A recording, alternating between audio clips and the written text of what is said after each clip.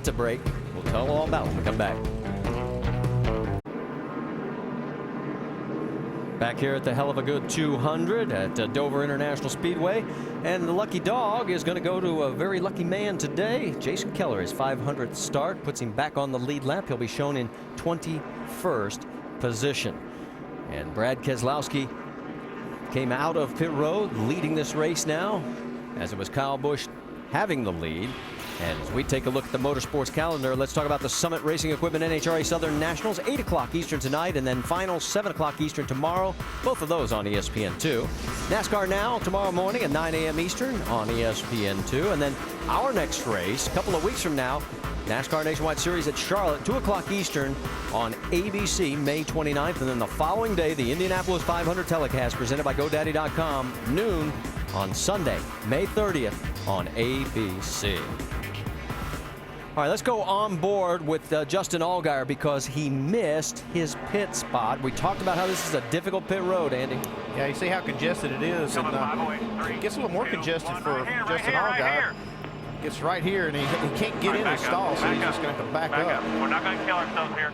We only got to lose quite a few spots, but like I said, it's not going to kill them. Just get in here, make their tire change, and come back out. It'll be toward the end of the lead lap cars, though. There'll be 2 waiver rounds, Morgan Shepherd and Eric McClure. And we can also tell you that Kevin LePage has come back out in the 56, although he is now 11 laps down. Let's reset it for you. Brad Keselowski has selected the high side with Kyle Busch right beside him. Then Denny Hamlin, Carl Edwards, Greg Biffle, Kevin Harvick. We're green.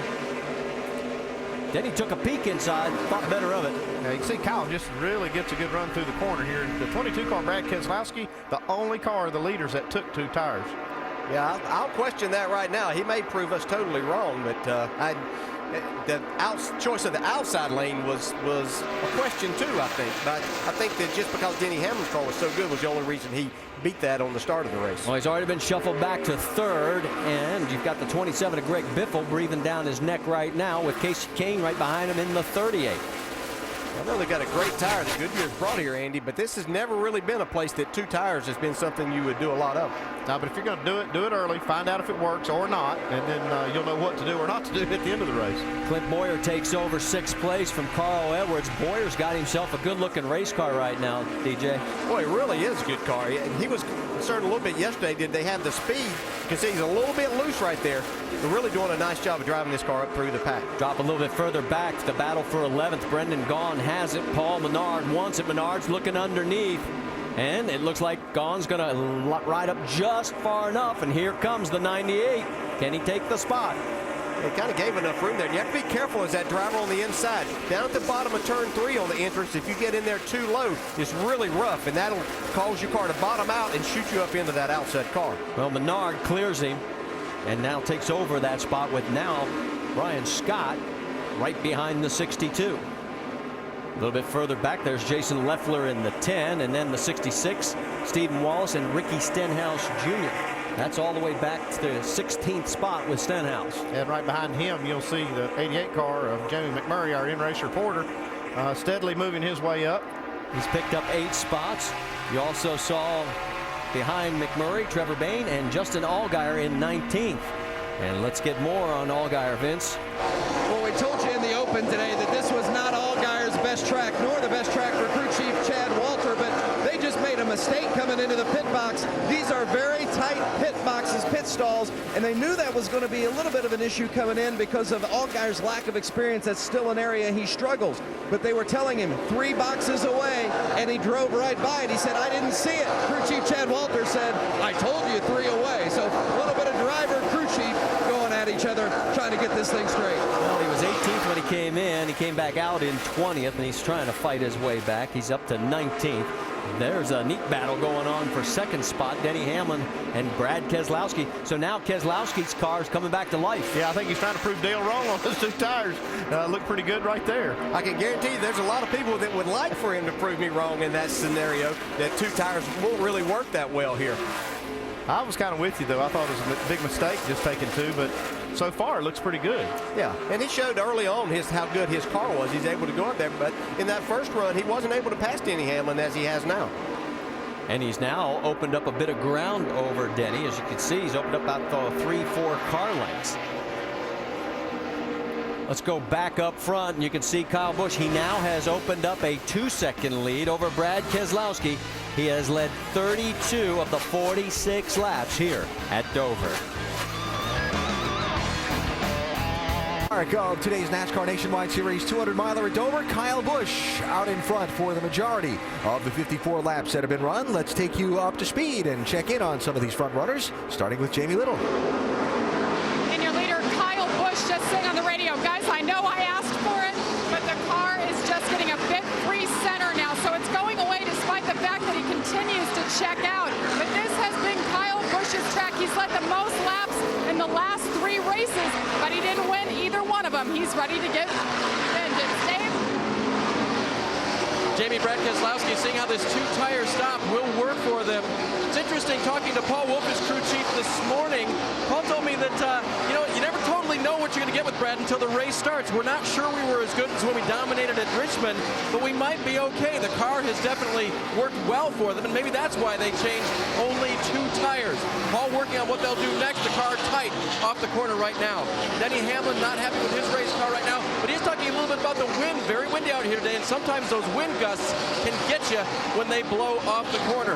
Behind Denny Hamlin, Clint Bowyer in the 21 car. That race car was tight during this last run. They made an air pressure adjustment for Clint, that car that he said was the best he's had all season, trying to move his way forward. Jamie? And it's the second week in a row Casey Kane has been in the 38 car. Had a great run last week, finished 4th, and afterwards they got a penalty for an illegal left shock. The team announced the other day they are going to appeal it. The car right now, very good. Dave? Carl Edwards comes next in the 60 car. That car was tight on entry and landing and snug center off. Interesting how you can use the phrases tight and snug to describe 2 different things, but crew chief Drew knew what he was talking about. Wedge in the left rear on that pit stop. Jamie? And Greg Biffle on the 27. You know, he's only scheduled to run through the Charlotte race, which is one more than this race. He is excited. He's back in this car. He wants to get a win for this team who hasn't gone to victory lane since 2005. The 27 car just a little tight. Behind him, Kevin Harvick back in the 33. He says his car needs to be a little bit tighter on the restarts. On that last stop, they just made an air pressure adjustment and filled it up to see if that would help. Dave? Jamie, Ryan Newman racing the 1 car after James Buescher was released from that ride earlier this week. Biggest difference between the 2 drivers, how much they weigh. Significantly heavier is Ryan Newman, a bigger guy than James Buescher, but car chief Nick Harrison told me earlier today, I'd take Ryan Newman and an extra 50 pounds over a lot of guys we could have in this race car. Vince? In the 10th spot is the 32 of Reed Sorensen, and he has his hands full. He says, I'm way too loose. We've got to do something. In fact, he described 9 on a scale of 10 in regards to how loose that race car right there that a 32 is. Now, the 98 in 11th is Paul Menard. Menard says the car's driving fairly well, but they just feel like it's lacking speed. Says it's still a little loose on top, but he feels like it's running better on the bottom. The 11 is Brian Scott. Scott leads the Rookie of the Year standings, but he says they're not taking a big enough swing at it, or they went the wrong way on that last pit stop because the car is not handling to his liking. Alan?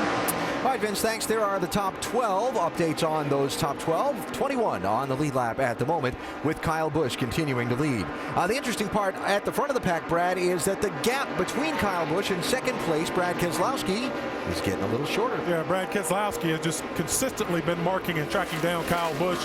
I think if he can continue this pace within the next several laps, we could see him on his bumper. Remember that Keselowski took just 2 tires on the last pit stop. We'll continue from Dover after this message and a word from our ABC stations. Brad Keselowski chasing down Kyle Busch.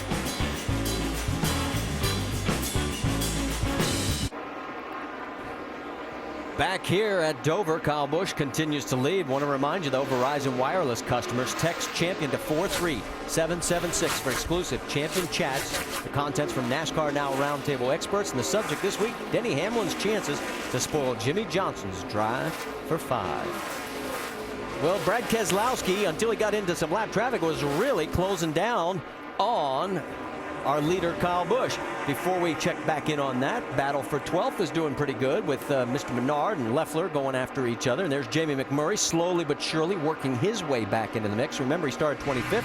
He's now in 14th. On board with Justin Allgaier, who has shown I'm sorry, that's McMurray we're on board with. Let me correct myself, with Jason Leffler, his next